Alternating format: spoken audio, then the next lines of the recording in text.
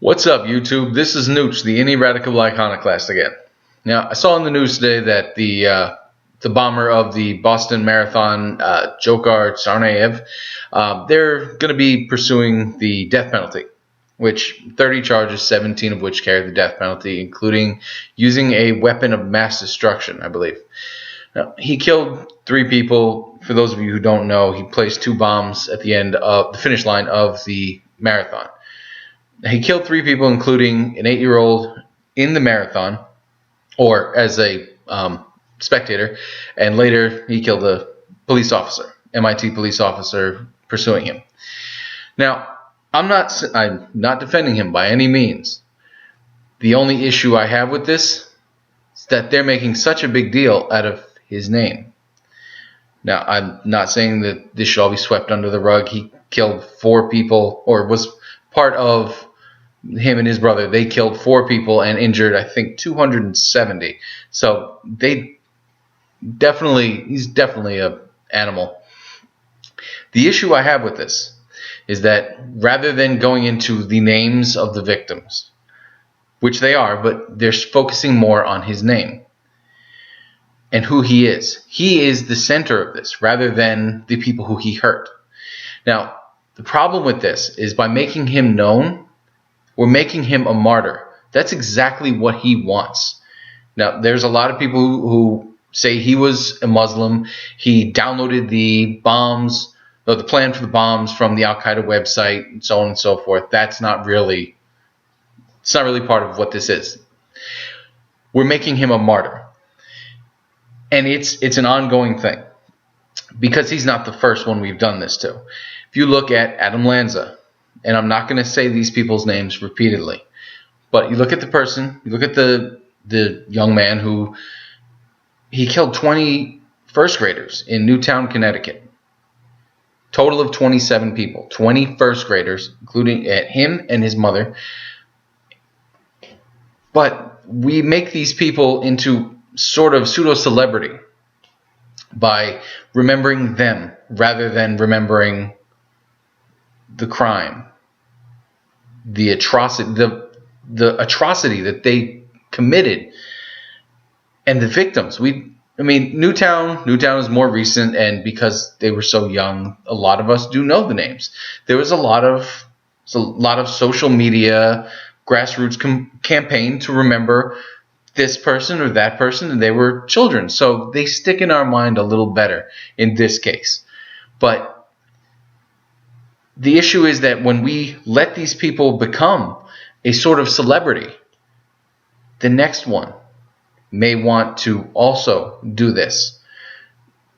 Because you do a little research on this, on the Newtown person, and he used a pseudonym,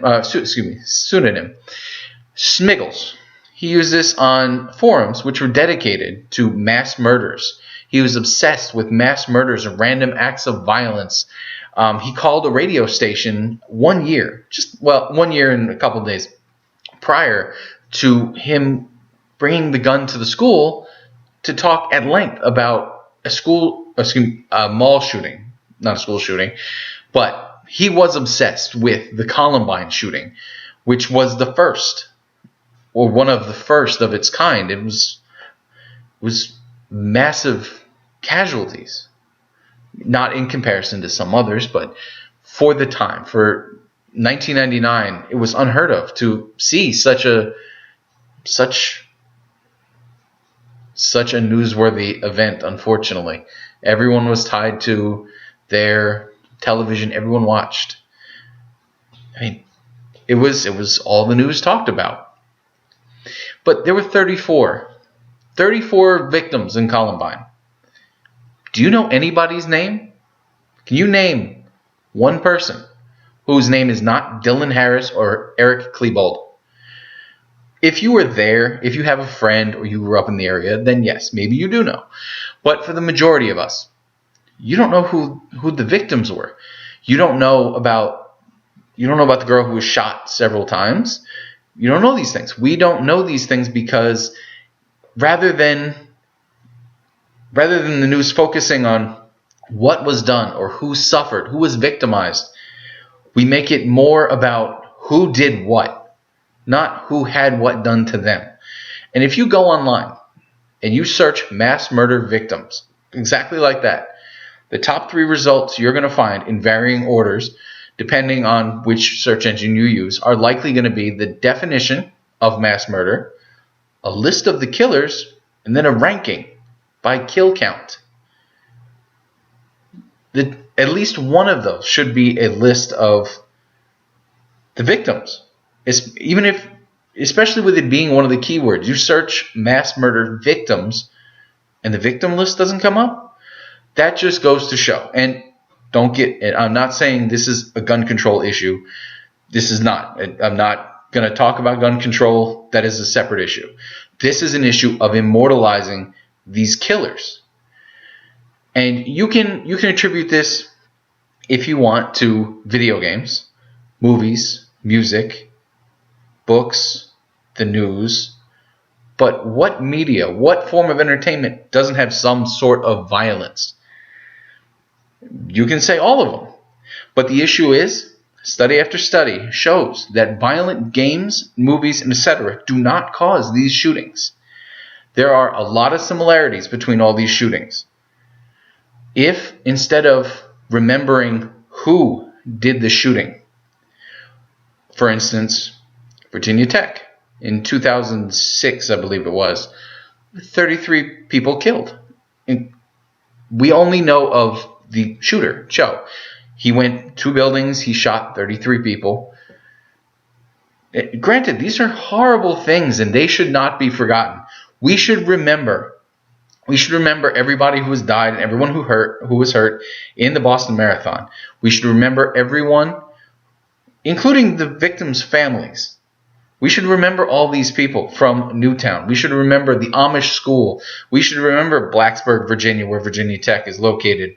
We should remember the shooting that just happened 2 days ago in Hawaii. Granted, nobody died, but still, 2 cops were injured. The shooter was shot, the knife wielding, he was shot in the wrist. So it was no major, it's not even on par. But we should still remember that 2 police officers were injured.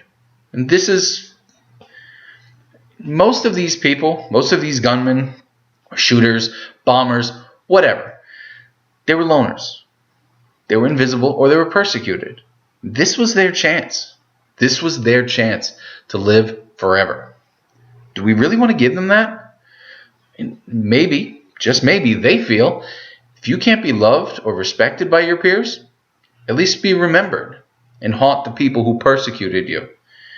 Now, I understand. Everybody was bullied. Everyone was bullied. And yes, it's rough to deal with. But why do we raise these people up onto this fucked up pedestal of, look, I killed more people than anybody else. I win. Why is this a competition? And obviously, yes, these gunmen and these bombers and everything, they're insane, without a doubt. And yes, maybe they should have been noticed. Maybe somebody should have picked up on it. But that's not the point right now. That's not what I'm talking about. I'm talking about, why do we deify these people? They should be forgotten. We talk about, ideally, we talk about Newtown. We talk about the people who died. We don't ever mention that man's name ever again.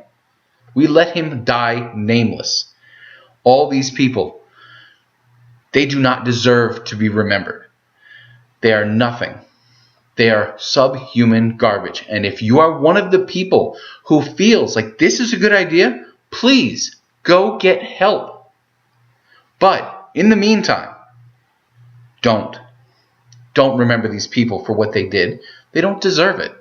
And if this is what you think is going to be remembered, this is how you want to be remembered, as a monster, because that's all these people are. The bomber and his brother, they're monsters. No matter their religious views or anything like that, they are monsters. They killed innocent people for no reason, just to prove a point. And the man who shot went shooting in Newtown. What was the purpose of that? Other than to be remembered. And just like in so many other shootings, he killed his family first. Why did he do that? Because he knew what he was doing was wrong. He knew it was wrong. And he couldn't leave his family behind to deal with what he did. So if these people know what they're doing is wrong, and they still choose to do it, why? Why? If we never say these people's names, then no one will chase the infamy. We make these people infamous. We remember them. Like I said before, can you name one person who was a victim in a shooting, unless you were a friend of theirs or you lived in that town where the shooting was? Can you name one? But I bet you probably can name everybody. You can name the most common people who did the shootings. You may even remember the DC sniper. You may remember his name or his little accomplice. Do you remember any of the people who died? Do you remember any of the people who were injured? No. And this is not an indictment on, oh God, America is so violent. All countries are violent. You do a search for random violence. Every country is violent. We are violent people. But rather than holding these people up and going, oh, look, this person was so violent. We should remember him because he had the high score. Is that what this is? No, we've got to stop it. These people, they die nameless. They get buried with no headstone, maybe even no marker. So, if that's how you want to be forgotten, you want to die nameless, I think these people should. And I don't think they should be mentioned on the news, because all it is on the news is this person did this and this person did that. And they hammer their names into our heads till they're a household name. And we all know. We all know the two 17-year-olds from Columbine. We know them. Many of us know the two young boys in Jonesboro, Arkansas, who a very similar stunt, much less of a kill count. But nonetheless, they were obviously inspired by Columbine. Just like Newtown. Just like probably Virginia Tech. So we see these things. And we see these things as these people who are troubled. They see this as a way out. And, oh my God, if I do this, not only can I get back at everyone and make them feel bad because they drove me to do this, I can be remembered forever. I'm immortal.